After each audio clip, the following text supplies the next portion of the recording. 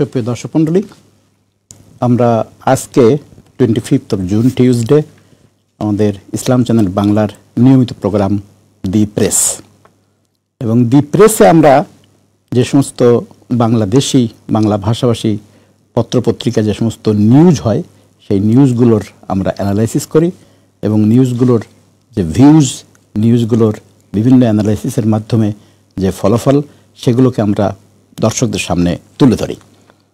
আজকে প্রেস অনুষ্ঠানে, আজকে এবং এর পরের মঙ্গলবার, এই দুইটি অনুষ্ঠান যেহেতু আপনারা সকলেই জানেন ব্রিটেনে আগামী 4 জুলাই সাধারণ নির্বাচন হতে যাচ্ছে, যেহেতু এটি একটি গুরুত্বপূর্ণ জাতির ইতিহাসে এবং সব কিছুতেই বেশি গুরুত্বপূর্ণ, এজন্য আমরা প্রেস অনুষ্ঠানের শুধুমাত্র নির্বাচনী যে নিউজগুলো বা নির্বাচন সংক্রান্ত যে বিষয়গুলো রয়েছে, আপনারা ইতিমধ্যেই জানেন যে নির্বাচনে আমাদের ডেট ঘোষণার পরেই ইশতেহার ঘোষণা হয়েছে এবং এই সব বিষয়গুলো নিয়েই আমরা আমাদের আজকের আলোচনা সীমাবদ্ধ রাখব। আজকে আমাদের সাথে যিনি গেস্ট হিসেবে আছেন, এই সমস্ত বিষয়ে যিনি মূল্যবান বক্তব্য এবং তার আলোচনা পেশ করবেন, তিনি হচ্ছেন খালিদ ইয়াহিয়া, বিশিষ্ট আইনজীবী খালিদ ইয়াহিয়া, নিউ সিটি কলেজে অধ্যাপক, নিউ সিটি কলেজে উনি পড়ান। তো আমরা আজকে একটু ব্যাকগ্রাউন্ডে যেতে চাই। 2019 সালে হয়েছিল ব্রিটেনের গত নির্বাচন, যে নির্বাচনে আপনারা সবাই জানেন যে বরিস জনসন সে নির্বাচনে প্রধানমন্ত্রী হয়। এরপরে অনেক কিছু ঘটে যায়, ঘটার পরে এরপরে আমরা দেখতে পাই এবং খুব খুব অনেকটাই এটাকে বলে আর কি যে অকস্মাৎ, কেউ খুব বেশি এত নির্বাচন নিয়ে আলোচনা করে নাই, এরকম অবস্থায় ঋষি সুনাক তার নির্বাচনের তারিখ ঘোষণা করে এবং এটা অনেকটা বিভিন্ন রকম আলোচনা সমালোচনা রয়েছে। অনেকেই মনে করেছিল যে সে আরও আগেই ঘোষণা করবে, অনেকেই মনে করেছিল যে না, নভেম্বর পর্যন্ত টেনে নিয়ে যাবে, কারণ তার মেয়াদ আরও ছিল। কিন্তু হঠাৎ করে নির্বাচনী ঘোষণা চলে আসে। তার অনেকগুলো কারণও অনেকে ব্যাখ্যা করে যে এই সময় তার অর্থনীতির কিছু ভালো ফিগার আসছিল, এইসব দিয়ে সে নির্বাচনী ইয়েতে চলে আসে। অনেকেই বলে যে তার রোয়ান্ডা পলিসি এবং অন্যান্য যে সমস্ত পলিসি আমরা আজকে আলোচনা করব সেগুলো নিয়ে কিছু সমস্যার কারণে সে নির্বাচনটা খুব বেশি দেরি করে নাই। এটা অন্য জায়গায় ঘটে থাকে, আপনারা লক্ষ্য করলে দেখবেন যে ফ্রান্সের যে প্রেসিডেন্ট ইমানুয়েল ম্যাক্রন, দেখবেন আপনারা আর্লি নির্বাচন ঘোষণা করেছে। কারণ হচ্ছে যে ফার রাইট গ্রুপের বিস্তৃতি এবং fur right group wide spread জনপ্রিয়তার কারণে সে একটা চ্যালেঞ্জ নিয়েছে, মনে করেছে নির্বাচন আগাম দিলে এটি জনগণের সামনে হয়তো তার বিভিন্ন ক্ষেত্রে ভালো হবে। এটা সবসময় হয় না। আমরা আলোচনা করব যে এই যে আমাদের সামনে প্রধান যে সরকারি দল, যেটা টরি পার্টি, আমরা কনজারভেটিভ পার্টি বলি, এবং লেবার পার্টি, যারা এখন মানে দুইটা দলের মধ্যে, এর বাইরে অন্য দল আছে, সেগুলোর পলিসি আমরা কিছু কিছু আলোচনা করব। এখন দুইটা দলের যে নির্বাচনী ইশতেহার, এক একটা ইশতেহার টরি দলের নির্বাচনী হিসেবে 165 পাতার, এবং ঠিক একইভাবে লেবার দলের যে নির্বাচনী ইশতেহার, সে সমস্ত ইশতেহারের যে সমস্ত বিষয়গুলো আমাদের জন্য বেশি প্রযোজ্য, যে সমস্ত বিষয়ের সাথে আমরা সংযুক্ত ডাইরেক্টলি, সেই সমস্ত বিষয়গুলো নিয়ে আমরা আলোচনা করব। প্রথমে আমরা আসবো আজকে, যদি আমরা বিভিন্ন সংবাদপত্র দেখি এবং এইখানকার যদি আমরা ইংলিশ সংবাদপত্রগুলো দেখি, সান, অন্যান্য পত্রিকায় একটা প্রধান নিউজ আসছে হলোতে ইমিগ্রেশন ইস্যুতে ঋষি সুনাক বলেছেন যে ইমিগ্রেশন ইস্যুতে যদি লেবার ক্ষমতায় আসে তাহলে ডোভার এবং ওই চ্যানেল নাকি বিরাট লম্বা লাইন পড়ে যাবে। আর আমাদের কিয়ার স্টিমার, যিনি আমাদের লেবারের নেতা, উনি বলেছেন যে গ্যাং যেভাবে অবৈধভাবে ভোট এবং ইত্যাদি ইত্যাদি আসতেছে, এগুলো উনি কন্ট্রোল করবেন। তো খালি দিয়ে প্রথম প্রশ্ন হচ্ছে, এই যে ইমিগ্রেশন পলিসি, যেটা নিয়ে আমাদের অনেক দিন ধরে, ব্রেক্সিট হলো ওয়ান অফ দ্য কি ইম্পর্টেন্ট ইমিগ্রেশন পলিসি। তো ইমিগ্রেশনের একটা, তোমরা সবাই জানি যে এটা সবাই একটা কন্ট্রোল ইমিগ্রেশন করতে চায়, বৈধ উপায়ে আসুক, কিন্তু আনলিমিটেড নাম্বার রাখতে চায় না স্কিল ওয়ার্কার। এবং কিন্তু দুই দলেরই এক ধরনের কিন্তু এখানে ধোঁয়াশা, যেটাকে আমরা বলি, যে কেউ বলতেছে যে তার নাম্বার এত কম রাখবে, আবার সেই নাম্বারকে স্ট্যাটিস্টিক্যালি করতে গিয়ে নানা রকম করা হচ্ছে। এরপর একটা রোয়ান্ডা পলিসি করে এক ধরনের করা হয়েছে। তো এবং লেবার গভর্নমেন্ট, যেটা সচরাচর আমরা বলে থাকি যে তারা ইমিগ্রেশন প্রো ইমিগ্রেশন বা তারা চায় ইমিগ্রেশন, কিন্তু কনজারভেটিভের এইসব ক্ষেত্রে। তো ইমিগ্রেশনের এই পলিসির ক্ষেত্রে দুই দলের মধ্যে কি আসলে মৌলিক কোনো ডিফারেন্স আছে, এগুলো প্রথম প্রশ্ন। আর দুই দলের যা তারা বলতে চাচ্ছে, রিপোর্ট বিভিন্ন ক্ষেত্রে বলা হচ্ছে যে আসলে দুই দল যা বলতেছে কোনোটাই করতে পারবে না, বা বর্তমান যে প্রেক্ষাপট আমরা যেটা দেখতে পারতেছি, প্যালেস্টাইন যুদ্ধ, তারপরে আমাদের ইউক্রেন যুদ্ধ ইত্যাদি আরও অনেকগুলো মিডল ইস্টের কারণে এগুলো করা সম্ভব হচ্ছে না। এবং এই যে বোটে আগমন ইত্যাদি সব মিলিয়ে what is your view about this immigration for both parties, এবং ইমিগ্রেশন আমাদের মধ্যে এটা কতটা কিভাবে অ্যাফেক্ট করবে? ধন্যবাদ সম্মানিত সঞ্চালক ডক্টর কামরুল হাসান আপনাকে, এবং ইসলাম চ্যানেলের সম্মানিত দর্শক শ্রোতা মণ্ডলীকেও ধন্যবাদ জানাচ্ছি। আপনি খুব সুন্দরভাবে পুরো বিষয়টাকে উপস্থাপন করেছেন। আমরা যদি একটু পিছনের দিকে দেখি তাহলে দেখব যে টানা প্রায় 14 বছর যাবৎ বর্তমান সরকার ক্ষমতায় আছে, কিন্তু আরেকটা অ্যালার্মিং বিষয় হচ্ছে এই 14 বছরে যদিও একই পার্টি ক্ষমতায় বা একই জোট, বাট 5 বার কিন্তু প্রধানমন্ত্রীর যে আসন এটা পরিবর্তন হয়েছে। এবং আমরা যদি আরেকটু দেখি যে 2016 থেকে 2019 সাল পর্যন্ত যিনি প্রধানমন্ত্রী ছিলেন তেরেসা মে, উনি কিন্তু এই প্রধানমন্ত্রী হওয়ার পূর্বে উনি ফরেন সেক্রেটারি ছিলেন। ঠিক এনার পরবর্তীতে বরিস জনসন, যিনি 2019 থেকে 22 পর্যন্ত ছিলেন এবং করোনাকালীন সময়ে যে রুলস, সেই রুলস ভঙ্গ করার কারণে তুমুল সমালোচনার মুখে পদত্যাগ করেন। উনিও কিন্তু প্রাইম মিনিস্টার হওয়ার আগে ফরেন সেক্রেটারি ছিলেন। ঠিক একইভাবে ঋষি সুনাক যিনি বর্তমানে আছেন এবং এনার পূর্ববর্তী যে লিজ ট্রাস, উনি মাত্র 1.5 মাসের মাথায় উনি পদত্যাগ করতে বাধ্য হন, এবং ঋষি সুনাক বিনা প্রতিদ্বন্দ্বিতায়, যদিও পূর্বে উনি লিজ ট্রাসের কাছে হেরে যান দলীয় প্রধানের নির্বাচনে, বাট পরবর্তীতে উনি বিনা প্রতিদ্বন্দ্বিতায় নির্বাচিত হন এবং এখনো পর্যন্ত আছেন। ঋষি সুনাকের মেয়াদ কিন্তু, যেটা আপনি বললেন যে 2025 সালের 28 অক্টোবর পর্যন্ত ছিল, কিন্তু অকস্মাৎ তিনি হঠাৎ করে 6 মাস আগেই উনি নির্বাচনের ঘোষণা দিয়েছেন। এখানে পজিটিভ নেগেটিভ দুইটা বিষয় থাকে। আমরা সচরাচর জেনে থাকি যে পলিটিশিয়ানরা যখনই কোনো নীতি নিয়ে থাকেন, ঘোষণা দিয়ে থাকেন, এর পিছনে অবশ্যই কিছু কারণ থাকে, যেটা হয়তো অদৃশ্য থাকে, পরবর্তীতে বহু বছর পরে সেই বিষয়গুলা জাতির সামনে বা মানুষের সামনে প্রকাশিত হয়। এর একটা কারণ যেটা একটু উল্লেখ করা যায় সেটা হচ্ছে যে 20% জনপ্রিয়তার দিক থেকে উনি পিছিয়ে ছিলেন, এবং মনে করা হচ্ছিল যে যদি এটা নভেম্বর পর্যন্ত গড়ায় তাহলে আরো 5% জনপ্রিয়তায় উনি পিছিয়ে যাবেন, হেরে যাবেন। এবং আরো উল্লেখ করা মনে করা হচ্ছে যে ইলেকশন সামনে হবে 4 জুলাই, যেটা আপনি মেনশন করলেন, এখানে নর্থ ইয়র্কশায়ার, যেটা রিচমন্ড, যেখানে উনি প্রতিদ্বন্দ্বিতা করে থাকেন, এবং তুমুল আশঙ্কা করা হচ্ছে যে এই নির্বাচনে উনি এই আসনটি হারাতে পারেন। যদি তাই হয়ে থাকে তাহলে ব্রিটেনের ইতিহাসে প্রধানমন্ত্রী হিসেবে উনি প্রথম নির্বাচনে হারবেন, এমনটা মনে করা হচ্ছে। আমরা জানি যে প্রত্যেকটা নির্বাচনের পূর্বেই প্রধান দুইটা দল ওনারা ইমিগ্রেশন নীতি নিয়ে আলোচনা করে থাকেন, এবং উন্নত বিশ্বে অভিবাসন নীতি এটা একটা গুরুত্বপূর্ণ বিষয়, এর উপরে অনেক কিছু বিষয় নির্ভর করে থাকে।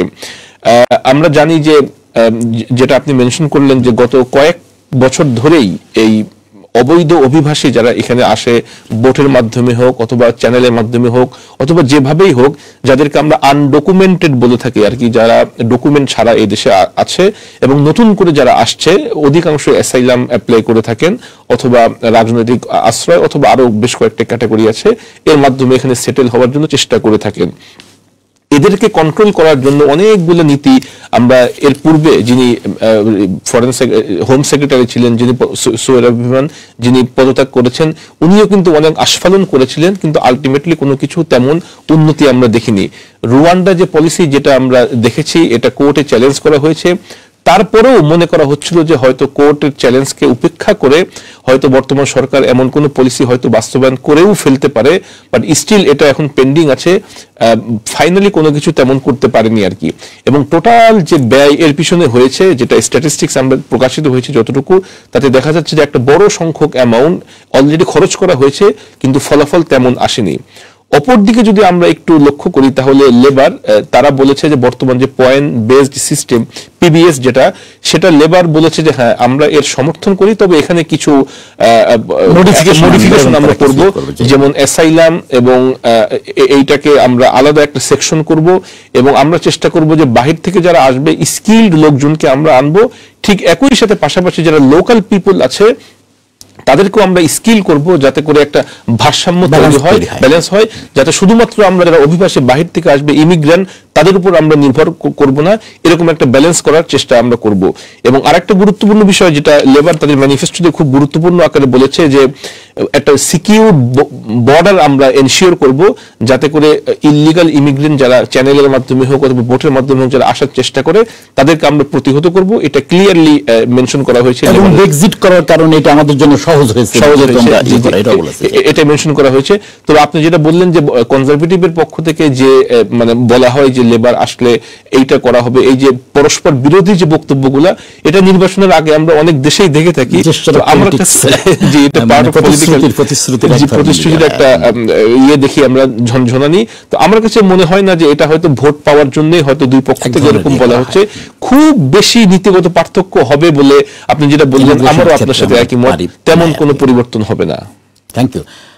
আমরা যখন ইমিগ্রেশন নিয়ে আলোচনা করি তখন আমরা ব্রেক্সিট যখন হয় তখন আমরা দেখেছি ইমিগ্রেশন ইস্যুকে কেন্দ্র করে এবং অনেক রকম প্রতিশ্রুতি, সত্য মিথ্যা ইনফরমেশনকে কেন্দ্র করে তখন এটা আমরা ব্রেক্সিট করেছি। ঠিক একইভাবে যখন আমরা ইমিগ্রেশনের এই সব পলিসি আমরা আলোচনা করি, যেটা আমাদের বিরাট একটা অংশের আলোচ্য বিষয়, এবং এইখানে যেটা আমরা দেখেছি যে জরিপ যেটা হয়েছে, আমরা জরিপের ফলাফলে একটা ইন্টারেস্টিং পয়েন্ট আসছে, যেটা আমাদের রিফর্ম ইউকে, যেটা নাইজেল ফারাজের দল বা নাইজেল ফারাজ যখন ঘোষণা দিয়েছে তখন আসার কারণে দেখা গেছে যে টোরির আরও খারাপ অবস্থা হয়েছে এবং একটা জরিপের যে সমস্ত ফলাফল আমাদের সামনে আসছে, তো সেই জরিপের ফলাফল কি মনে হয় তোমার কাছে? জরিপের ফলাফল যেটা আসছে যে লেবার এক ধরনের ল্যান্ডস্লাইড, সুপার মেজরিটি এবং ইত্যাদি ইত্যাদির কথা যেটা আসছে, সেইটার ইন টার্মস অফ আমরা একটা পলিসিকে বলে আলোচনা করলাম, এই ব্যাপারটা কি মনে হয় তোমার কাছে যে এই জরিপের ইয়েটা কি সোফার যেখান থেকে শুরু হয়েছিল এবং রিসেন্ট জরিপও হয়েছে, তো এটা কি মোটামুটি এখনো পর্যন্ত এটাই মানে ইয়ে করা হচ্ছে, না কি মনে হয় যে এখানে কোনো মানে জরিপের ইয়ে রয়ে গেছে? এবারে এটা কি? আচ্ছা, এই জরিপের আগে আমাদের মে মাসের 2 তারিখে যে লোকাল ইলেকশন হলো, সেখানে কিন্তু লেবার প্রায় 34% ভোট পেয়েছে এবং কনজারভেটিভ পেয়েছে 25% এবং অন্যান্য স্বতন্ত্র সহ তারা পেয়েছে 24%, একটা বিগ অ্যামাউন্ট, এবং লিবডেম পেয়েছে 17%। এবং সেইখানে দেখা গিয়েছে 500-র মতো সিট কাউন্সিলর্স এটা কনজারভেটিভ এটা হারিয়েছে এবং লেবার বেশ কয়েকটা জায়গায় গেইন করেছে, এবং 160টি আসনের ভিতরে 47টার মতো কাউন্সিল যেটা বলা হয় আর কি তারা ওন করেছে আর কি। এটা একটা পজিটিভ সাইন, এবং তখন থেকেই কিন্তু একটা ভাইব্রেশন শুরু হয়েছে পরবর্তী ইলেকশনে লেবার আসছে বা আসতে পারে। এর ভিতরে যখনই ইলেকশনের ডেট আকস্মাৎ ঘোষণা করা হলো তখন থেকেই চেহারাটা একটু কেমন হয়ে গেল।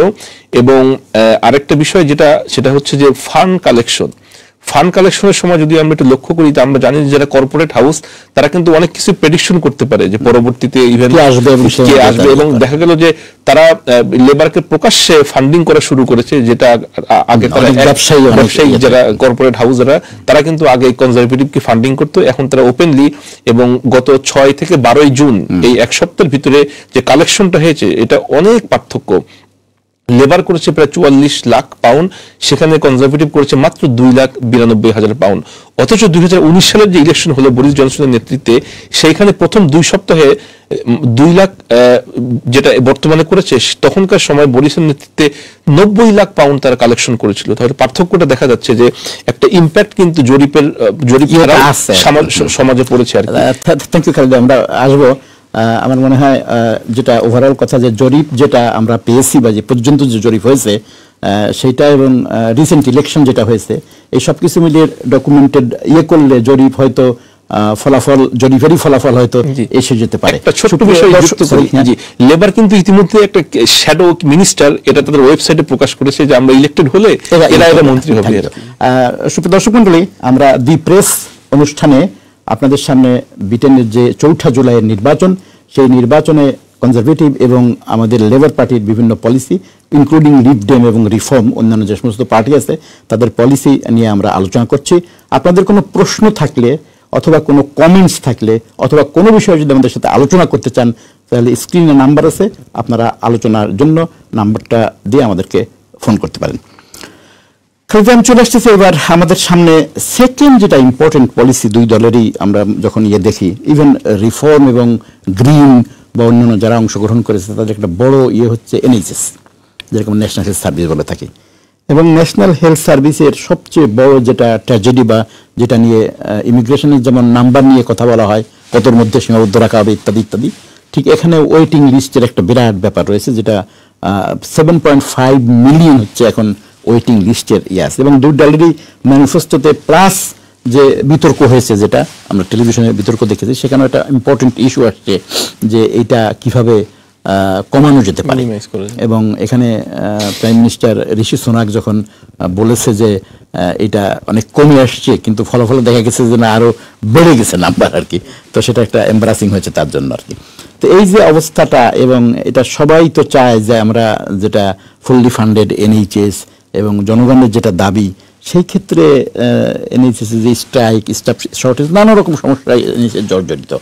তো এই ক্ষেত্রে যে ম্যানিফেস্টো ফ্রম দুই দলের পয়েন্ট অফ ভিউতে, এই ক্ষেত্রে কি কোনো মানে মৌলিক ডিফারেন্স? এবং এক্ষেত্রে কারণ এনএইচএস তো লেবারের জন্য খুব মানে প্রাউড ফিল করার মতো একটা অর্গানাইজেশন, যেহেতু এটা লেবার গভর্নমেন্টই এটা ইয়ে করেছিল আর কি।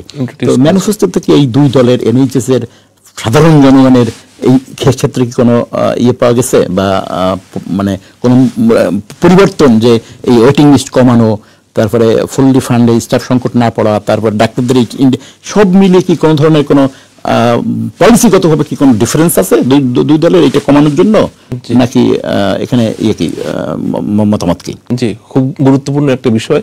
আমরা যারা ইমিগ্রেন্ট, যারা বাহির থেকে ইউকেতে এসে সেটেল হয়েছি বা হচ্ছি, আমাদের জন্য এনএইচএস একটা গুরুত্বপূর্ণ বিষয়। এবং বিভিন্ন গবেষণায় দেখা গিয়েছে পৃথিবীতে সবচেয়ে বেশি ব্যয়বহুল এনএইচএস যেটা প্রদান করা হয় সেটা হচ্ছে আমাদের ব্রিটেনে। এবং আমাদের মনে থাকার কথা যে গত এক বছরে এই এনএইচএস হঠাৎ করে এটা দ্বিগুণের মতো এর অ্যামাউন্টে বেড়ে যায়। আগে 624 পাউন্ড ছিল, সেটা হঠাৎ করেই 1035 যেটা বর্তমানে আছে, এটা বেড়ে যায় এই কনজারভেটিভ সরকারের আমলেই। এবং এটা বৃদ্ধি করা হয় একদিনের নোটিসে আর কি, সকালে নোটিস করা হয়, বিকাল 3টা থেকে এটা কার্যকর হয়ে যায়।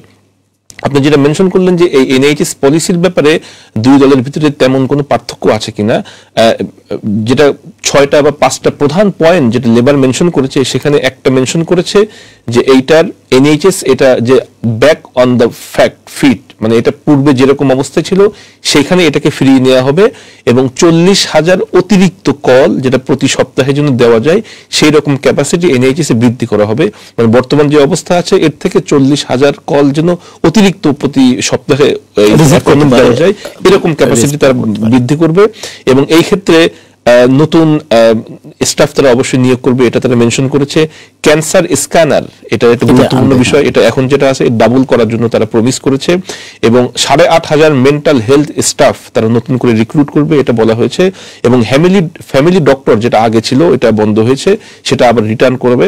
এরকম গুরুত্বপূর্ণ কয়েকটা পলিসি তারা নির্ধারণ করেছে লেবারের ম্যানিফেস্টোতে। এবং তারা বলেছে যে এটাকে প্রাধান্য দিয়ে এটাকে আরো উন্নত করবে। এনএইচএস যে ফিস, সেটার ক্ষেত্রে তারা বলেছে তারা এটা বৃদ্ধি করবে, এমন কোনো কিছু বলেনি, তবে এটাকে আরো উন্নত করার জন্য চেষ্টা করবে। অপরদিকে কনজারভেটিভ তারা আরেকটা গুরুত্বপূর্ণ বিষয় বলেছে যে বর্তমানে যে রেট আছে এইটার সাথে সাথে পাশাপাশি যারা নতুন ইমিগ্রেন্ট আসবে তাদের জন্য নতুন একটা ইন্স্যুরেন্স স্কিম তারা চালু করবে, এবং এটা পে করে তাদেরকে এখানে আসতে হবে। তার মানে মনে করা হচ্ছে যে বর্তমান যে ফিস আছে এর অতিরিক্ত আরো একটা স্কিম তারা হয়তো চালু করবে, এবং তার একটা অতিরিক্ত পে করা হবে। এবং এর পাশাপাশি তারা বলেছে যে এই সেক্টরটা আমরা ডেভেলপ করব। তবে নতুন কোনো অতিরিক্ত বিষয় তারা তাদের পক্ষ থেকে বলা হয়নি, বরঞ্চ একটা ফিগার 40,000 অতিরিক্ত অ্যাপয়েন্টমেন্ট, এইটা লেবারের ম্যানিফেস্টোতে বলা হয়েছে। মৌলিকভাবে এটাই পার্থক্য দেখা যাচ্ছে। হ্যাঁ, আমরা আলোচনা করতেছিলাম যে এনএইচএস এর ক্ষেত্রে, যেহেতু এনএইচএস সংকটের ক্ষেত্রে দুই দলই তার বিভিন্ন রকম ম্যানিফেস্টোতে বিভিন্ন রকম প্ল্যান প্রোগ্রাম ঘোষণা করেছে যে এইভাবে করলে এগুলো কমাইতে পারবে। ঠিক একইভাবে আমাদের সামনে অন্যান্য যে দল লিবডেম বা গ্রিন পার্টি বা অন্যান্য পার্টি যারা ইয়ে করেছে, তারাও এসব ব্যাপারে তাদের ইয়েটা আমাদের সামনে এনেছে। সুপ্রিয় দর্শক মণ্ডলী, আমাদের স্ক্রিনে একটা টেলিফোন নাম্বার আছে। আপনারা যদি আমাদের আলোচিত কোনো বিষয়ের আপনার কথা বলতে চান, তাহলে এই টেলিফোন নাম্বারটা দিয়ে আমাদেরকে ফোন করতে পারবেন। এরপরে যেটা আমরা আসতে চাই, আমাদের এনএইচএস এর পরে যেটা আমরা মেজর একটা ইস্যু, যেটা আমরা বলতেছি ফাইন্যান্স এবং ইকোনমিক্সের ইস্যু, যেটাকে ট্যাক্স ইস্যু হিসেবে ইয়ে করা হয়েছে। যদিও মাঝখানে একটা ইন্টারেস্টিং, ঋষি সুনাক বোধহয় 18 বছরের বেশি সবার জন্য কি একটা সামরিক ট্রেনিংয়ের একটা ঘোষণা, যেটা 18 বছর বয়স হলেই বাধ্যতামূলকভাবে যোগ দিতে হবে সেনাবাহিনীতে। এটা আমার মনে হয় ঋষি সুনাকেরই একটা পলিসির ইয়ে সে ঘোষণা করে, দক্ষিণ কোরিয়ার মতো। তো এই অবস্থাটা আমাদের সামনে, যে আমাদেরকে এই দেশের ভাষা এখন বলি লিভিং ক্রাইসিস, অর্থাৎ আমাদের যে দ্রব্যমূল্যর দাম বেড়ে গেছে, তারপরে ইনফ্লেশন তৈরি হয়েছে এবং মানুষ অনেক কষ্টে আছে। এবং এইখানে যদি ট্যাক্সের যে ইমপ্লিকেশনটা বলা হচ্ছে যে লেবার আসলে ট্যাক্স বাড়বে, যেটা কনজারভেটিভের এক ধরনের আর কনজারভেটিভ আসলে মানে লেবারের অভিযোগ হচ্ছে কনজারভেটিভ আসলে এরাও ট্যাক্স বাড়াবে। দুই দলের অভিযোগ আছে ট্যাক্স বাড়ানোর আর কি। একদল বলতেছে তারা 12 বিলিয়ন সেভ করবে বিভিন্ন জায়গা থেকে, এগুলো দিয়ে করবে। এই নানা রকম ট্যাক্সের আমরা একটা কোশ্চেন দেখতেছি। ফাইন্যান্স, আমাদের লিভিং ক্রাইসিস এবং ট্যাক্স, এইসব ক্ষেত্রে তাদের দুইজনের মধ্যে, দুই দলের মধ্যে মেজরিটি মধ্যে কি ধরনের ডিফারেন্স অফ অপিনিয়ন আছে এবং কি ধরনের জিনিস তারা আমাদের সামনে এনেছে? লেবারের এবারের মূল স্লোগান হচ্ছে ইটস টাইম ফর চেঞ্জ, এটাই তাদের মূল স্লোগান। এবং এখানে তারা 5টা বা 6টা গুরুত্বপূর্ণ পয়েন্ট তারা মেনশন করেছে। এবং প্রথম পয়েন্ট হচ্ছে গেট ব্রিটেন বিল্ডিং এগেইন। এবং এইখানে তারা বলেছে যে মূল পয়েন্ট হচ্ছে ইকোনমিক স্ট্যাবিলিটি, অর্থনৈতিক ক্ষেত্রে একটা ভারসাম্য এবং স্বস্তির বিষয়, তারা এটাকে করবে। এবং এই ক্ষেত্রে তারা 3টা বিষয় মেনশন করেছে, একটা হচ্ছে ইনফ্লেশন, একটা হচ্ছে মর্টগেজ, আর একটা হচ্ছে ট্যাক্স। এই 3টে রেটই তারা কমানোর চেষ্টা করবে। এবং আপনি যেটা মেনশন করলেন, কারণ ইনফ্লেশন রেট আমরা জানি যে রেকর্ড সংখ্যক এটা বৃদ্ধি পেয়েছে এবং গত 3 মাসে প্রায় 21% খাদ্য দ্রব্যের মূল্য বৃদ্ধি পেয়েছে এবং প্রতিনিয়ত বৃদ্ধি পাচ্ছে। তাহলে দেখা যাচ্ছে যে আপনি যেটা বললেন যে মানুষজন কষ্টে আছে এবং দিন দিন দ্রব্যমূল্য যুদ্ধের কারণে হোক বা যে কোনো কারণে হোক এটা বেড়ে যাচ্ছে। তো এই কারণে ইকোনমিক স্ট্যাবিলিটি এটা গুরুত্বপূর্ণ এবং এটা প্রথমেই লেবার মেনশন করেছে। ট্যাক্সের কথা যেটা আপনি মেনশন করলেন, গুরুত্বপূর্ণ একটা বিষয়। আমরাও বিভিন্ন সংখ্যা অ্যামাউন্ট আমরা লক্ষ্য করছি যে নতুন করে এত অ্যামাউন্ট ট্যাক্স আসবে এবং বিভিন্ন খাত থেকে আমরা আনার চেষ্টা করব।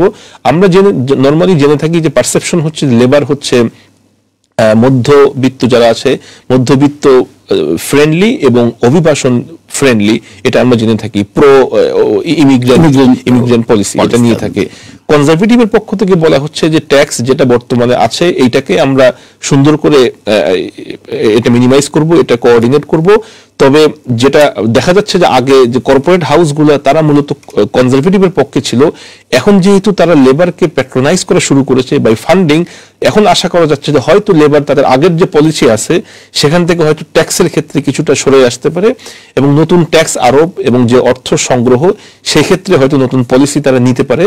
যেহেতু বিভিন্ন সংখ্যা আমরা দেখেছি যে এই খাত থেকে এত পরিমাণ একটা বড় অ্যামাউন্ট, এত মিলিয়ন পাউন্ড আমরা সংগ্রহ করব, ওই খাত থেকে এত মিলিয়ন পাউন্ড আমরা সংগ্রহ করব এবং টোটাল এই একটা বাজেট বা এই একটা অ্যামাউন্ট আমরা সংগ্রহ করব। সেই ক্ষেত্রে আমার কাছে মনে হচ্ছে যে ট্যাক্সের ক্ষেত্রে হয়তো দুই দলই তাদের যে অবস্থান সেখান থেকে পরিবর্তন করবে এবং মানুষের উপরে হয়তো আরো নতুন করে ট্যাক্স ইম্পোজ করা হবে। আমরা দেখেছি আরো কিছু মৌলিক বিষয়ের পরিবর্তন, যেমন লেবার যেটা বলেছে চেঞ্জ করবে, তাদের একটা মৌলিক বিষয় তারা আনছে অর্থনীতির ক্ষেত্রে। এটা একটা নতুন টার্মিনোলজি বলে ওয়েলথ ক্রিয়েশন। তারা বলেছে যে ওয়েলথ ক্রিয়েট করবে ওয়ার্কিং পিপলের জন্য, সবার জন্য ওয়েলথ ক্রিয়েশন হবে। কিন্তু ওয়েলথ ক্রিয়েশনের যারা আবার সমালোচক তারা বলছে ওয়েলথ ক্রিয়েশন করতে গিয়ে ব্যাপকভাবে দেখা যাবে যে পরিবেশের বিপর্যয় আনবে। এবং এক্ষেত্রে ট্রান্সপোর্ট পলিসির ক্ষেত্রে লেবার একটা বোধহয় গুরুত্বপূর্ণ রেভলিউশনারি কথা বলতেছে, সেটা হচ্ছে যে সে রেল এবং এগুলো আবার ফিরিয়ে আনবে। কতটা পারবে আমরা জানি না, কারণ রেল এবং এগুলো তো একটা পর্যায়ে এটাকে করা হয়েছে, প্রাইভেটাইজেশন করা হয়েছে। এটাকে আবার ফিরিয়ে আনার সম্ভাবনা কতটুকু এবং করতে আদৌ পারবে কিনা সেটা নিয়ে আমাদের মধ্যে যথেষ্ট মোস্ট ইম্পর্টেন্ট একটা জিনিস আসছে, যেটা আমাদের গ্রিনের মানে পলিসিতে আসছে, বাইরে আসছে যে বলা হচ্ছে যে 2030-এর মধ্যে তারা এই গ্রিন এনার্জি, যেটাকে নেট জিরো, যে মিনিস্টার এড মিলিব্যান্ড, তারও কিছু ঘোষণা আছে আর কি। সুপ্রিয় দর্শক মণ্ডলী, আমরা নির্বাচন কেন্দ্রিক দি প্রেস অনুষ্ঠানে এতক্ষণ আলোচনা করছিলাম এবং বিভিন্ন দলের পলিসি নিয়ে। আমরা ছোট্ট একটি বিরতিতে যাব। বিরতির পরে আবার এসে এই নির্বাচনের বিশেষ অনুষ্ঠানে আপনাদেরকে স্বাগতম জানাবো। আপনারা আমাদের সাথেই থাকবেন।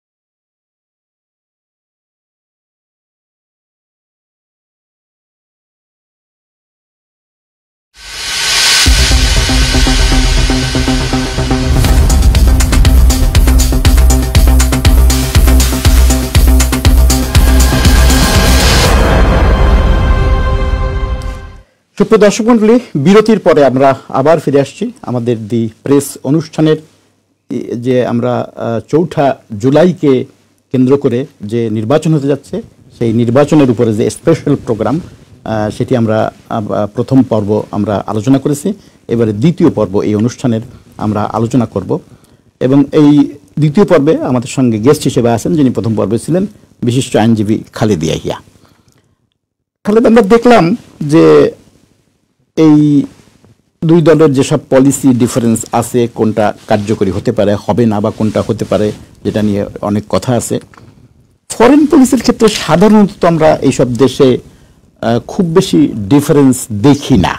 বিশেষ করে আমাদের যেটা মেজর ইস্যু ফরেন পলিসির একটা ইস্যু আসছে গাজাকে কেন্দ্র করে, আমরা দেখেছি যে খুবই নির্লজ্জভাবে পার্লামেন্টে প্রধান দল এবং মানে ক্ষমতাসীন দল এবং বিরোধী দল এবং অন্যান্য যারা আছে তারাও খুব বেশি জোরে সোরে এই সিজফায়ারের কথা বলেই নাই এবং বরং প্রত্যক্ষভাবে ইসরায়েলকে সমর্থন দিয়ে গিয়েছে এবং এক্ষেত্রে লেবার যে সুযোগটা নিতে পারতো সে সুযোগও নেয় নাই।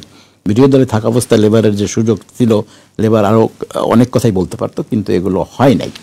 তো এই ফরেন পলিসির যে গাজা ইস্যুকে আমরা দিয়ে দেখতেছি যে অনেক কথা বলা হচ্ছে যে মুসলিম ভোট এলাকায় এটা একটা ব্যাপক ইস্যু হতে পারে এবং এই সমস্ত ইস্যুকে কেন্দ্র করে আমরা কি ফলাফল পেতে পারি বা কি ফলাফল হবে, মুসলিম এবং বাঙালি অধ্যুষিত এরিয়াতে বড় ধরনের চেঞ্জ হতে পারবে ইত্যাদি বলা হচ্ছে। তো প্রথমে আলোচনা করবো যে তাদের যে ফরেন পলিসি এবং গাজার ক্ষেত্রে যে এই যে নির্লজ্জ একই ধরনের মানে ইয়ে করা হয়েছে, এই ক্ষেত্রে কি আমরা কোনো ইন্ডিকেশন পাই যে এরা কেন আসলে কোনো রকম ইয়ে না করেই ফুললি অনেক ইউরোপিয়ান দেশে কিন্তু আমরা দেখেছি বিরোধী দল বা অনেক ইউরোপিয়ান ইউনিয়ন দেখেছি আমরা যে তারা ইয়ে করেছে, কিন্তু এখানে দুই দলেরই একই ধরনের অবস্থান গাজাকে কেন্দ্র করে।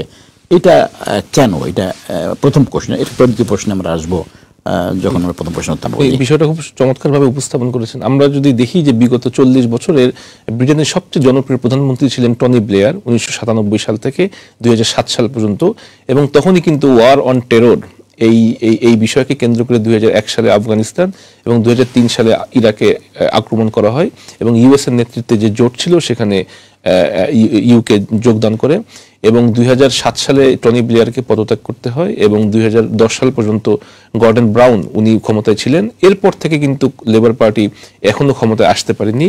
তো এটা মনে করা হয় যে অবশ্যই সেখানে এই যে পলিসি নিয়েছিল সেই পলিসির একটা রিফ্লেকশন ইম্প্যাক্ট এখানে পড়েছে এবং মুসলিম ভোটার যেটা আপনি মেনশন করলেন সেখানে অবশ্যই একটা প্রভাব পড়েছে।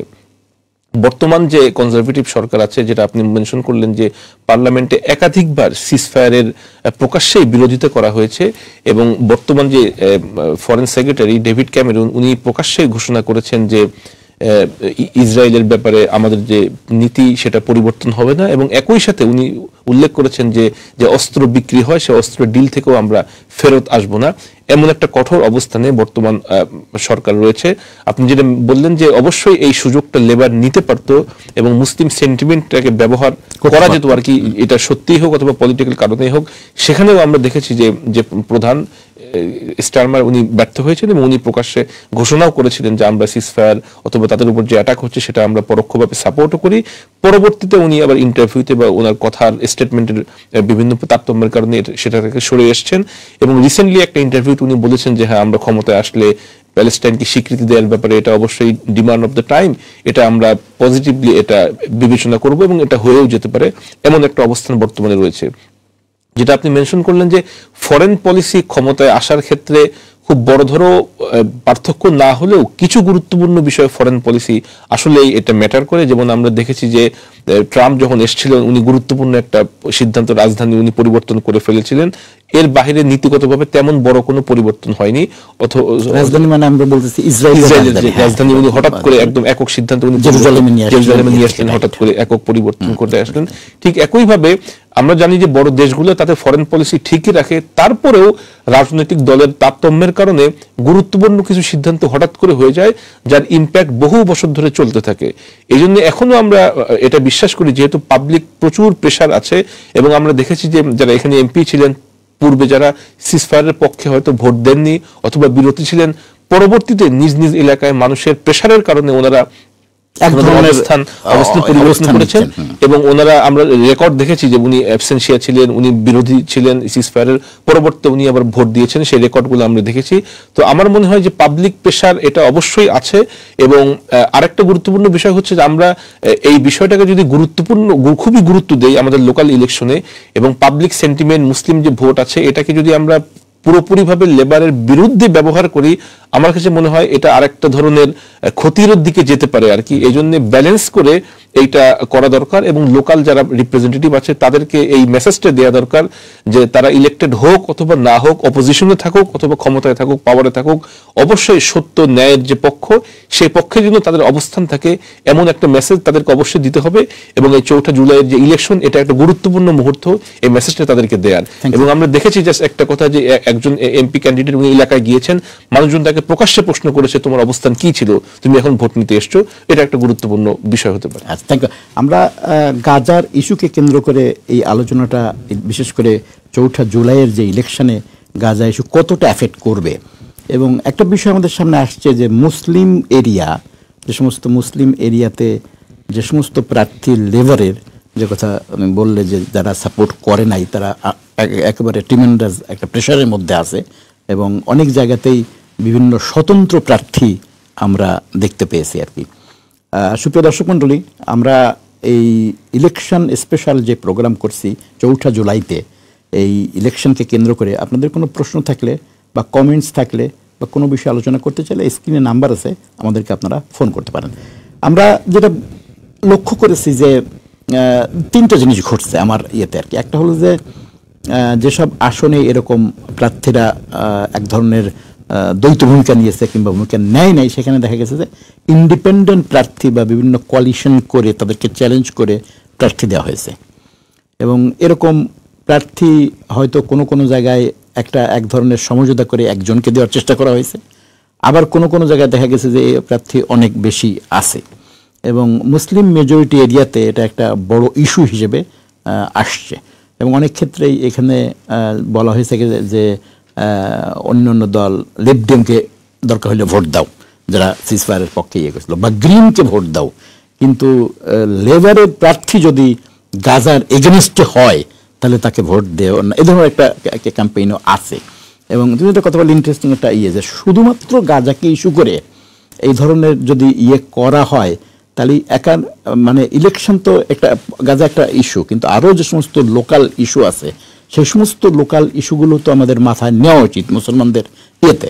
তো এই ক্ষেত্রে যেমন আমরা যদি উদাহরণ আনি, যে আমাদের টাওয়ার হ্যামলেটসের 2 জন প্রার্থী, আমাদের বাঙালি প্রার্থী যারা আমাদেরকে করেছে, একজন রোশনারা আলী, একজন আফসানা বেগম। তো রোশনারা আলী প্রার্থী নিয়েই বেশি ওখানে তাকে চ্যালেঞ্জ করে বেশ কয়েকজন বোধহয় ইন্ডিপেন্ডেন্ট প্রার্থীরা ওখানে ভোট করতেছে। টোটাল 11 জন আছে, তার মধ্যে বেশ কয়েকজনই ওখানে আছে। তো এই আসনের 2টা, একটা তো অবশ্য আমার আফসানা কয়েক সেফই আছে, কারণ সে গাজার পক্ষেই, মানে তার পক্ষে সে ভোট দিয়েছিল ওই আসনে। তো এই চ্যালেঞ্জ কি মনে হয় যে আসলে এটা ভাইবল? কারণ রোশনারা তো বোধহয় 2010 সালে প্রথম নির্বাচিত হয়েছিল, এবং তারপরে থেকে সে আছে, এবং শ্যাডো মিনিস্টারও হয়েছিল, এবং বলা হয়ে থাকে যে লেবার গভর্নমেন্ট ক্ষমতায় আসলে সে মিনিস্টারও হতে পারে। এটা তো এই চ্যালেঞ্জ কি সোফার আমরা যেটা দেখেছি, এই চ্যালেঞ্জ কি কিন্তু মনে করো যেটা সিরিয়াস চ্যালেঞ্জ রোশনার জন্য হতে পারে, নাকি আলটিমেটলি হয়তো মানে জনগণ, আমরা যে ওয়েলেন চিন্তা করতেছি যে এরা হয়তো কিছু ভোট করবে, কিন্তু আলটিমেটলি এখানে আবার সেই হবে এরকম? তো এটা কি মনে হয়, এই আসনটা কি, যে টাওয়ার হ্যামলেটস আমাদের একটা মানে একেবারে এটাতে কি মনে হয় তোমার এটা? জি, আপনি গুরুত্বপূর্ণ একটা বিষয় বলেছেন, সেটা হচ্ছে যে আমরা জানি যে মার্গারেট থ্যাচারের পরে টনি ব্লেয়ার সবচেয়ে জনপ্রিয় ছিল। উনিও কিন্তু পলিসির ক্ষেত্রে মানুষের যে সেন্টিমেন্ট, সেটা হয়তো ঠিক মতো হয়নি আর কি, এটা আমরা এখন রিয়েলাইজ করি, এবং উনি সরিও বলেছেন পরবর্তীতে আর কি। তো আমরা জানি যে লেবার হচ্ছে প্রো ইমিগ্রেন্ট এবং প্রো মুসলিম সেন্টিমেন্ট ধারণ করে। গাজা যে ইস্যুটা এসছে, এটা অবশ্যই ভেরি সেন্সিটিভ, কিন্তু যেটা আপনি বললেন যে শুধু একটা ইস্যুকে কেন্দ্র করে যদি আমরা total community as a whole লেবারের বিপক্ষে চলে যাই প্রত্যেকটা আসনে, তাহলে হয়তো গাজার বিপরীতে আরও যে ইস্যুগুলো আছে সেইগুলো হয়তো পরবর্তীতে ট্যাকেল দেওয়া আমাদের জন্য কষ্ট হয়ে যাবে। এই জন্য আমরা হয়তো কোনো সাজেশন দেব না, তারপরেও আমরা স্ট্র্যাটেজিক ওয়েতে খুব গুরুত্বপূর্ণ, যেটা আমরা আসন টু আসন ভ্যারি করতে পারি, যে যেখানে ক্যান্ডিডেট অথবা প্রসপেক্ট আছে, অথবা হয়তো কোনো টেকনিক্যাল কারণে সাময়িকভাবে হয়তো বিভিন্ন স্টেপ নেওয়া লেগেছে, সামগ্রিক বিবেচনার জন্য আমরা খুব গুরুত্বপূর্ণ ভূমিকা পালন করি, যাতে এমন কোনো আচরণ ভূমিকা আমরা না করি যাতে পরবর্তীতে আমাদেরকে অ্যাপোলজেটিক হতে হয় এবং গ্রেটার লস আমাদের জন্য হয়। এমন একটা গুরুত্বপূর্ণ সিদ্ধান্ত বলতে আমাদের অবশ্যই একটা পয়েন্ট তুমি মেনশন করছো, যেটা আমার মনে পড়লো। টনি ব্লেয়ার যখন প্রাইম মিনিস্টার ছিল এবং যখন এই ইরাক যুদ্ধ এবং এই সন্ত্রাসবাদের আন্দোলন করে, এরপরে কোনো একটা ঈদ পুনর্মিলনীতে মুসলমানদের সঙ্গে সে ঈদ সেলিব্রেট করতেছিল। তো একদিন আমি সেখানে ছিলাম ঈদ সেলিব্রেশনে, অনেক কমিউনিটি লিডারে। তো একজন মুসলিম নেতা টনি ব্লেয়ারের সাথে হ্যান্ডশেক করে বলল যে আমরা হয়তো তোমাকে মানে ফরগিভ করতে পারি, কিন্তু will never forget what you did. তো এটা একটা ইন্টারেস্টিং পয়েন্ট, নেভার ফরগেট। এবং আরেকটা ইন্টারেস্টিং পয়েন্ট তুমি বলেছো যে এই আমরা যে আসন ভিত্তিক আলোচনা করতেছি, এখানে একটা ভেরি ইম্পর্টেন্ট পয়েন্ট আসছে, সেটা হচ্ছে যে ঋষি সুনাকের নিজের আসন যেমন যথেষ্ট ভালনারেবল, ঠিক একইভাবে কিন্তু আমাদের যে কেয়ার স্টিমারের আসনেও কিন্তু যদি মানে ধারণা করা হচ্ছে যে এখানে হয়তো নাও হতে পারে, কিন্তু যদি হয় এখানে তার যে চ্যালেঞ্জার যারা আর কি, একজন বাঙালিও কিন্তু আছে রেসপেক্ট পার্টির পক্ষ থেকে, এবং আরো একজন চ্যালেঞ্জার আছে ওখানে বোধহয় যে আইরিশ সম্ভবত, আর একজন ওই কেয়ার স্টিমারের যে ওটা বোধহয় সেন্ট প্যাঙ্করাস আসনের ইয়েতে, তার নামটা হচ্ছে বোধহয়, তার নামটা আমি ভুলে গেছি, অ্যান্ড্রু ফেনিস্টন। সে একটা বড় ধরনের চ্যালেঞ্জার, এবং সে বোধহয় অ্যান্ড্রু ফেনিস্টন হচ্ছে ওই আসনে যিনি ইয়ে করেছেন। তো এই যদি এইটা ঘটে, যদি কেয়ার স্টিমার যদি ইন কেস যদি লেবার ক্ষমতায় আসে আর কেয়ার স্টিমার যদি নিজের আসনে হেরে যায়, তাহলে এটাও কিন্তু একটা বড় ধরনের রেকর্ড তৈরি হবে আর কি। তো আমরা দেখেছি আরো কিছু আসন যে লন্ডন, এখানে এই জন্য লন্ডনের আসনগুলো আরো ইম্পর্টেন্ট, যে জরিপের কথা আমরা একটু আগে বলতেছিলাম, বিভিন্ন গ্যালোপ এবং বিভিন্ন ইউগভের জরিপে যা আসছে, তাতে দেখা গেছে যে লন্ডনে বিশেষ করে সাংঘাতিকভাবে ক্ষতিগ্রস্ত হতে যাচ্ছে কনজারভেটিভ পার্টি, এবং তারা এমনও হতে পারে যে হোল লন্ডনে বোধহয় টোটাল বোধহয় 72 এখন আসন সংখ্যা, এবং বারা বোধহয় 33টা as far as I remember আর কি, 33টা লন্ডন গ্রেটার লন্ডনের যে বারা আছে, কোনোটায় 3টা আছে, কোনোটায় 2টা, সব মিলিয়ে 72টা আসন। এবং বলা হচ্ছে যে এমনও হতে পারে যে কনজারভেটিভের এই 72টা আসনের মধ্যে মাত্র 4 থেকে 6টা আসনও মাত্র পেতে পারে, এরকম ধারণা করা হচ্ছে। কারণ এখানে তো মেয়র আমরা দেখেছি ইলেকশনে সাদিক খানের মেয়র হয়েছেন। তো এই যে আরেকটা এলাকা হচ্ছে আমাদের এই যেখানে আমরা আছি ইলফোর্ডে, যেমন আমরা ইলফোর্ড নর্থ আর ইলফোর্ড সাউথ দুইটাতেই কনজারভেটিভ মানে লেবারের আসন, লেবারের শক্তিশালী প্রার্থী এখানে আছে, কিন্তু এখানেও দেখা গেছে যে বেশ কিছু মানে ইয়েতে ইন্ডিপেন্ডেন্ট প্রার্থীরা যারা গাজাকি ইস্যুকে কেন্দ্র করে এখানে প্রার্থী হয়েছেন। তো এই আসনের ব্যাপারে কি কোনো আইডিয়া আছে, এই মানে ইলফোর্ডের আসনের ব্যাপারে? এখানে কি কোনো মানে মিনিংফুল চ্যালেঞ্জ কি এরা এই যারা মানে স্বতন্ত্র প্রার্থী হিসেবে যারা আসছেন, তারা কি কোনো মিনিংফুল চ্যালেঞ্জ হবে বলে মনে হয় এরা? আচ্ছা, খুব গুরুত্বপূর্ণ একটা বিষয় আপনি বলেছেন যে আমরা জানি যে যখন গাজা প্রোটেস্ট হয় তখন কিন্তু সুয়েলা বেভারম্যান, যিনি পূর্ববর্তীতে হোম সেক্রেটারি ছিলেন, উনি খুবই স্ট্রং কয়েকটা স্টেটমেন্ট দিয়েছিলেন, আমাদের রাস্তা দখল হয়ে গিয়েছে, মুসলিমরা ব্রিটিশ ভ্যালু ওন করে না এবং রাস্তা বন্ধ থাকবে, যেতে পারবে না, মারাত্মক ধরনের একটা ক্রাইসিস এবং মানুষের ভিতরে একটা ভীতিকর পরিবেশ সৃষ্টি করেছিলেন। কয়েকজনকে অ্যারেস্ট করা হয়েছিল, তাকে শেষ পর্যন্ত স্ট্যান্ড রিলিজ করা হলো। তো ওই আপনি যেটা বললেন যে লন্ডনের মানুষজনের ভিতরে কিন্তু মানুষের ভিতরে কিন্তু ওই মেমোরিটা এখনো জীবিত আছে, এবং এর একটা ইম্প্যাক্ট অবশ্যই এই নির্বাচনে কিন্তু সেটা পড়েছে। সবাই তো বললো যে একদম নেক অ্যান্ড নেক লড়াই, কিন্তু না কিছুই দেখা গেল ল্যান্ডস্লাইড ভিক্টরি বলা যায় আর কি।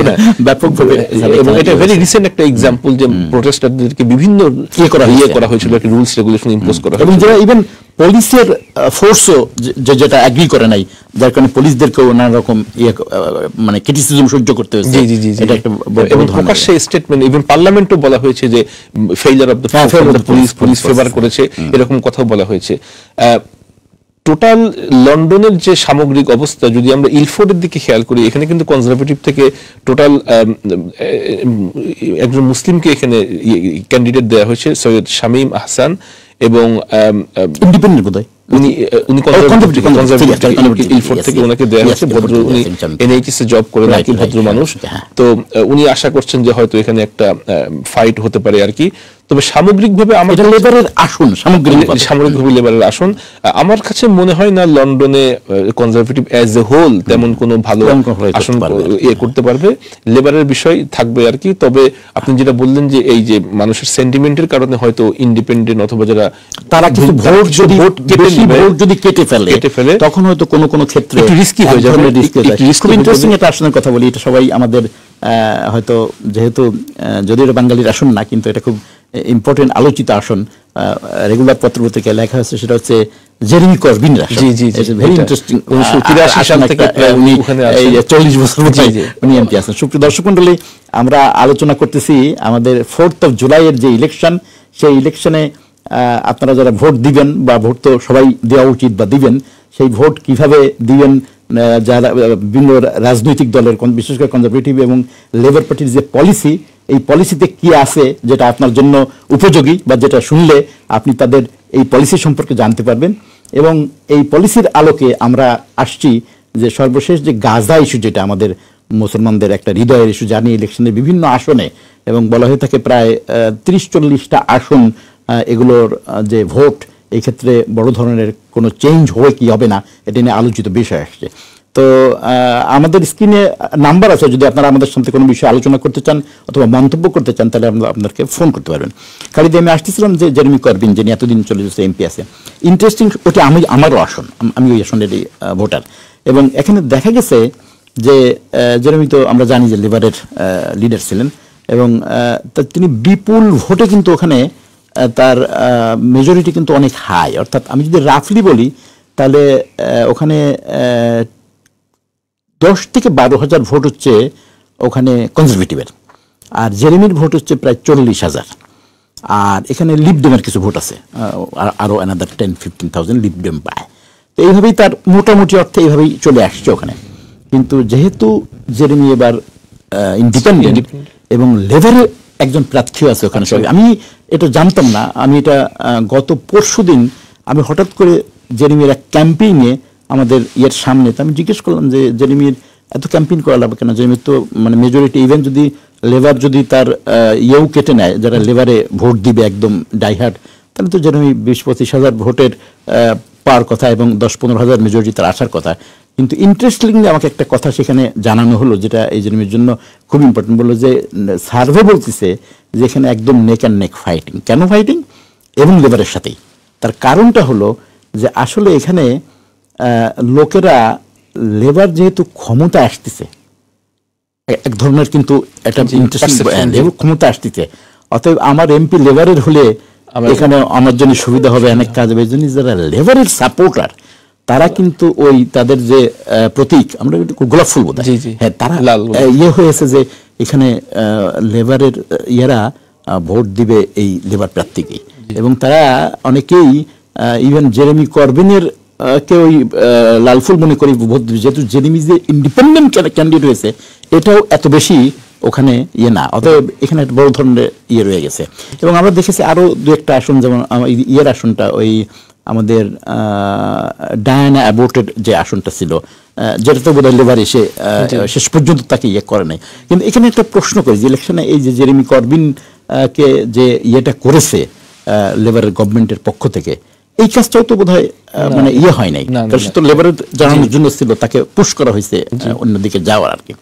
তো ওভারঅল যে আমাদের বিশেষ করে মুসলিম অধ্যুষিত এলাকা, যেটা আমরা লন্ডন আলোচনা করলাম, এরকম একই স্টেম দেওয়া কিন্তু ব্র্যাডফোর্ড, একই স্টেম দেওয়া অন্যান্য ম্যানচেস্টার, বার্মিংহাম, এইসব জায়গাতেও কিন্তু। এবং এইসব জায়গাতেও কি এইভাবে যারা ইন্ডিপেন্ডেন্ট প্রার্থী হয়েছেন, তারা কি আসলে মানে মৌলিক কোনো চ্যালেঞ্জ ইয়ে করে কি কোনো ধরনের কোনো ইয়ে করবে, নাকি এটা লন্ডনের মতোই? এবারে ইয়েটা কি, তোমার কোনো আইডিয়া আছে কিনা? তুমি বার্মিংহাম তো, ম্যানচেস্টার তো রেগুলার তোমার যাওয়া পড়ে আর কি। হ্যাঁ, ম্যানচেস্টার ওখানে এই গুরুত্বপূর্ণ বিষয় সেটা হচ্ছে যে ইন্ডিপেন্ডেন্ট যে প্রার্থীগুলো আছে, এরা লেবারের জন্য চ্যালেঞ্জ হবে কিনা, যেটা মূল বিষয় হচ্ছে। আমার কাছে মনে হয় যে কিছু ভোট হয়তো কাটা যাবে, কিন্তু ওভারঅল লেবারের যে যেহেতু লেবার আসছে, এই যে একটা পারসেপশন মানুষের ভিতরে আওয়াজ উঠেছে, আমার মনে হয় এই ধাক্কায় লেবার চলে যাবে। তবে পার্টিকুলারলি জেরেমি করবিনের সাথে যেটা করা হয়েছে, এটা আমার কাছে মনে হয় is a failure from the labour, এটা ফেয়ার হয়নি। এবং তার যে ভয়েস, এটা অবশ্যই গুরুত্বপূর্ণ ছিল। এবং 1983 সাল থেকে তিনি একটানা 40 বছর এমপি, সেখানে বিনা নোটিশে এবং এইভাবে ওনাকে, যদিও বিগত নির্বাচনে ওনার নেতৃত্বে ইলেকশন হয়েছে, সেটা ভালো করেনি, এটা একটা বিষয়। তারপরেও এইভাবে ওনাকে করাটা ভালো হয়নি। আরেকটা বিষয় হচ্ছে যে বর্তমানে কিন্তু 78 জন এমপি কনজারভেটিভ থেকে পদত্যাগ করেছে, এবং এইটাও একটা গুরুত্বপূর্ণ বিষয় তাদের জন্য, যে এই পর্যন্ত একটা বড় ধাক্কা। এবং এই ধাক্কা কিন্তু আরো একবার এসেছিল 1997 সালে, তখন 72 জন এমপি পদত্যাগ করেছিল, এবং তখনই কিন্তু কনজারভেটিভের পতন হয়, যখন আমাদের টনি ব্লেয়ার পাওয়ারে আসে। এবং 2010 অনেকটাই কিন্তু ওই নির্বাচনের সঙ্গে কম্পেয়ার করা হচ্ছে, যে ওই নির্বাচনের যে ঘটনাগুলোর একটা ওভারওয়েলমিং মেজরিটিতে ক্ষমতা আসছিল, ওইটারই হয়তো এটা রিপিট হতে যাচ্ছে, রিফ্লেকশন হতে যাচ্ছে এই ক্ষেত্রে আর কি। সুপ্রিয় দর্শক মণ্ডলী, আমরা 4 জুলাইয়ের নির্বাচনকে কেন্দ্র করে যে বিভিন্ন দলের পলিসি এবং বিভিন্ন দলের যে ম্যানিফেস্টো, ইনক্লুডিং আমাদের যে গ্রিন রিফর্ম ইউকে তাদের ম্যানিফেস্টো, এবং আমাদের গাজা ইস্যুকে কেন্দ্র করে মুসলিম ক্যান্ডিডেট এবং ইন্ডিপেন্ডেন্ট ক্যান্ডিডেটদের যে প্রতিক্রিয়া, এবং এখানে তারা কীরকম করতে পারে, এগুলো নিয়ে আমরা আলোচনা করতেছিলাম। স্ক্রিন নাম্বার আছে, আমরা আপনারা চাইলে আমাদের সঙ্গে এই নাম্বার যোগাযোগ করতে পারেন। একটা ইস্যুতে আমাদের থাকলো না, সেটা হচ্ছে যে সময় থাকলে আমরা আলোচনা করতে পারতাম, যে রিফর্ম ইউকে দিয়ে যেটা নাইজেল ফারাজ এসে, তো কনজারভেটিভ একটা বড় ধরনের বোধহয় ড্যামেজ করেছে বলেই সোফার মনে হচ্ছে। এবং তার বিভিন্ন আসনে তার তো একটা পপুলার তো আছে, এর আগেও ব্রেক্সিটের সময় মিডিয়াতে এবং বিভিন্ন কন্ট্রোভার্সিয়াল কথা এবং ইত্যাদি ইত্যাদি আমরা দেখেছি ইউক্রেনকে কেন্দ্র করে। তো এর একটা ইম্প্যাক্ট, যেটা এই জন্য কনজারভেটিভের কিন্তু ইভেন বরিস জনসন পর্যন্ত যথেষ্ট স্ট্রং কমেন্টস করেছে, অন্যান্য কনজারভেটিভের লিডাররা স্ট্রং কমেন্টস করেছে। তো এই ক্ষেত্রে যে রিফর্ম ইউকে কি মনে হয় এইটা এসে মানে কনজারভেটিভের আরো চরিত্রকে আরো বেনিফিশিয়ারি হয়েছিল? আমার কাছে মনে হয় যে এই যে কনজারভেটিভের যারা ক্রিটিসিজম করতেছে, যেটা আপনি বললেন, এই কারণে মূলত এর বেনিফিশিয়ারিটা হচ্ছে লেবার আর কি। মানে এই দিকে দুইটা স্ট্রং অপোজিশন, এবং যখন অপোজিশনের ভোটগুলা ভাগ হয়ে যায়, সেই ক্ষেত্রে যারা আরেক দিকে থাকে তারা মূলত বেনিফিশিয়ারি হয়। আমার ক্ষেত্রে এটাও মনে হয় যে নাইজেল ফারাজের একক যে ব্যক্তি একটা প্রভাব, বিশেষ করে মিডিয়াতে এবং রেগুলার যে প্রোগ্রামগুলো করেন, against the Muslims, against the end very মানে ইসলামোফোবিয়া যেভাবে ছড়ায় আর কি, তার স্টেটমেন্টগুলো আর কি, এবং প্রকাশ্যে বলে যে মুসলিমদের আশা বন্ধ করা দরকার, তারা ব্রিটিশ কালচার ওন করে না, আরো যে শক্ত শক্ত কথাগুলো, এইগুলা আসলে কনজারভেটিভের ভোটকেও কিছুটা নিয়েছে তার পক্ষে, এবং কনজারভেটিভের জন্য একটা থ্রেট, এবং এটা আলটিমেটলি লেবারের জন্য এটা পজিটিভ। বাট যদি লেবার এটা মানে পলিটিক্স করে যদি এটা নিজেদের দিকে আরো নিতে পারতো, এইখানে বোধহয় লেবার তেমন সফল হয়নি। তবে এটা একটা পয়েন্ট ছিল তাদের পক্ষে। একটা জিনিস দেখবো খালেদ, এই নির্বাচনে, এটা আমার ধারণা আর কি, এই নির্বাচনে আরেকটা জিনিস হতে পারে, সেটা হলো যে দুই দল লেবার এবং কনজারভেটিভ যে ভোট পেত, দেখা যেত অন্যান্য দলগুলো খুবই ইনসিগনিফিকেন্ট ভোট পেত। এই গ্রিন, তারপরে আমাদের জর্জ গ্যালোয়ের একটা পার্টি আছে, তারপরে সোশ্যালিস্ট ওয়ার্কার্স পার্টি আছে, আর অন্য দলগুলো।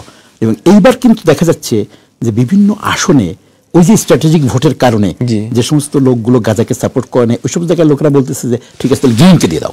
ওদের কিন্তু ভোটের শেয়ার এই নির্বাচনে বেড়ে যেতে পারে বলে আমার ধারণা। থ্যাংক ইউ খালেদ, বিভিন্ন বিষয়ে তোমার সুন্দর মতামতের জন্য আর কি। সুপ্রিয় দর্শক মণ্ডলী, আমরা আমাদের অনুষ্ঠানের একেবারে শেষ পর্যায়ে চলে আসছি। আমরা আলোচনা করতেছিলাম 4 জুলাইয়ের যে নির্বাচন। আমরা দেখেছি জরিপে এখনো লেবার পার্টি ওভারহেলমিং মেজরিটি, যেটাকে ওরা সুপার মেজরিটি বলছে, ক্ষমতায় আসার সম্ভাবনা রয়েছে। আমরা আলোচনা করলাম গাজা ইস্যুতে এই সুপার মেজরিটি কতটা ক্ষতিগ্রস্ত হতে পারে, আমাদের যে বাঙালি প্রার্থী এবং মুসলিম ভোট, এই সব বিষয়গুলো নিয়েই আমরা আমাদের গেস্টের আলোচনা শুনেছি।